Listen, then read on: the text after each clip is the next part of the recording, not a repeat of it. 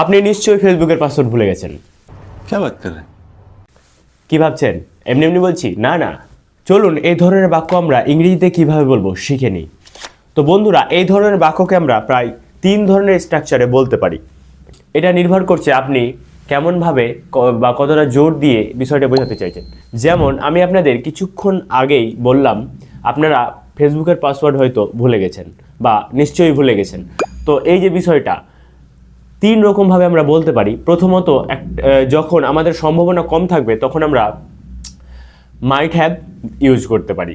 তারপরে must have use করতে পারি যদি তার থেকে একটু বেশি সম্ভাবনা বোঝায়, মানে যে কাজটার কথা বলছি সেটার যদি সম্ভাবনা একটু বেশি হয় তাহলে আমরা তখন আমরা মাইট হ্যাভ না ইউজ করে মে হ্যাভ ইউজ করি। তারপরে যদি মানে নিশ্চিন্ত হয় আমরা যে বিষয়টা বলছি যে সেটা হয়ে গেছে, তাহলে তখন আমরা ইউজ করব মাস্ট হ্যাভ। হ্যাঁ, সহজভাবে বলি, স্ট্রাকচার হবে might have plus verb 3, may have plus verb 3 এবং মাস্ট হ্যাভ প্লাস ভার্ব 3।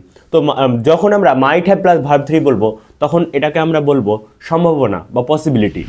যখন আমরা মাইট হ্যাভ প্লাস ভার্ব 3 বোঝাবো তখন আমরা সংক্ষেপে বলতে পারি এটাকে একটা সন্দেহ। মানে আমাদের মনে অনেক সময় সন্দেহ হয় না যে এই কাজটা হয়তো ঘটে গিয়েছে, তখন আমরা might have plus verb 3 use করতে পারি। তারপরে যখন আমরা may have plus verb 3 use করব তখন সন্দেহ না, তো সন্দেহ থেকে একটু বেশি, মানে আর একটু বেশি চান্স, মানে সম্ভাবনা, এক কথায় সন্দেহ থেকে সম্ভাবনা বোঝাবে।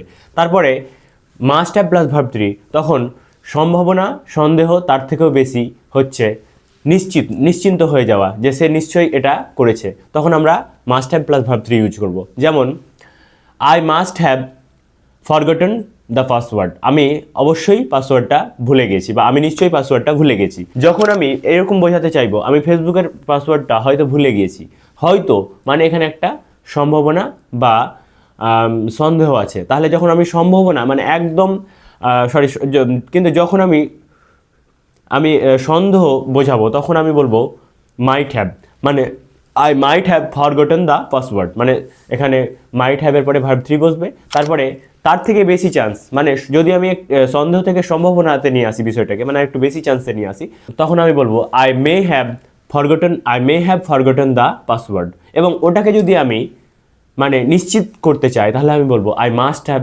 Forgotten the password. আশা করি বুঝতে পারছেন। এই ধরনের বাক্য আরও আমরা বলতে পারি, he might have passed the exam, মানে সে পরীক্ষায় পাস করেছে, এটা আমার সন্দেহ, মানে আমার মনে হচ্ছে আর কি। তারপরে বেশি সম্ভাবনা, তখন আমরা বলবো he may have passed the exam, মানে সে অবশ্যই সে হয়তো পরীক্ষায় পাস করেছে। এটা হয়ে গেল এটা হলো সন্দেহ থেকে সম্ভাবনা। তারপরে he must have passed the exam, তখন হয়ে গেল সে পরীক্ষাটি অবশ্যই পাস করেছে। তাহলে আমরা এই ভিডিওটা থেকে আশা করি বুঝতে পেরেছি যে 3টাকে আমরা ইউজ করতে পারি একই রকম কথা বলার ক্ষেত্রে, বাট পার্থক্য হচ্ছে কি আমাদের মাইট হ্যাভ যখন হচ্ছে এবং মাইট হ্যাভের পরে ভার্ব 3 যখন বসছে তখন সেটার অর্থ হচ্ছে যে একটা মানে সন্দেহ। তারপর যখন মাইট হ্যাভ প্লাস ভার্ব 3 জায়গায় মাস্ট হ্যাভ প্লাস ভার্ব 3 বোঝাচ্ছি তখন বোঝাচ্ছে সম্ভাবনা, মানে সন্দেহ থেকে একটু বেশি। এবং তারপরে যখন আমরা মাস্ট হ্যাভ প্লাস ভার্ব 3 বোঝাচ্ছি তখন সেটা হয়ে যাচ্ছে মানে নিশ্চিন্তে বিষয়টা হয়েছে। আশা করি আপনারা বিষয়টা বুঝতে পেরেছেন। যদি ভিডিওটি ভালো লাগে অবশ্যই একটি সুন্দর কমেন্ট করবেন ও লাইক দেবেন।